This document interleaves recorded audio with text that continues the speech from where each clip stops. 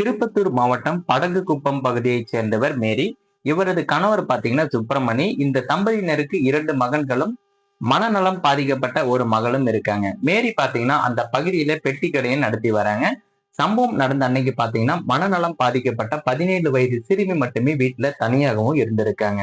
அந்த சமயத்துல பாத்தீங்கன்னா அதே பகுதியைச் சேர்ந்த தமிழரசன் என்பவர் வீட்டிற்குள் அத்துமீறி நுழைந்திருக்காரு.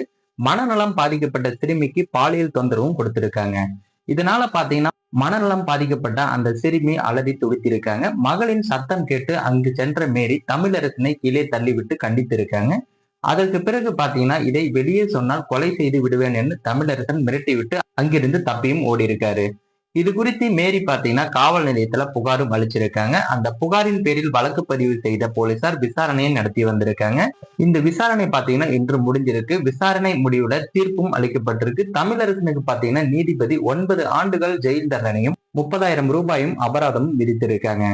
இந்த சம்பவம் பாத்தீங்கன்னா அந்த பகுதியில பெரும் பரபரப்பையும் சோகத்தையும் ஏற்படுத்தியிருக்கு. மேலும் மனநலம் பாதிக்கப்பட்ட சிறுமிக்கு பாலியல் வன்கொடுமை கொடுத்த இந்த நபருக்கு 9 ஆண்டுகள் ஜெயில் தண்டனை கொடுத்திருக்காங்க. இந்த தண்டனை அந்த நபருக்கு போதுமானதா என்பதை மறக்காம கமெண்ட் பாக்ஸ்ல பதிவு பண்ணுங்க. மேலும் இது போன்ற குற்ற சம்பவங்களை குறித்து உடனுக்குடன் தெரிஞ்சுக்கணும்னா மறக்காம நமது சேனலை சப்ஸ்கிரைப் பண்ணுங்க, பெல் ஐக்கானை கிளிக் பண்ணுங்க. அப்பதான் நம்ம போடக்கூடிய வீடியோ உங்களுக்கு உடனுக்குடன் நோட்டிபிகேஷனா வந்து சேரும்.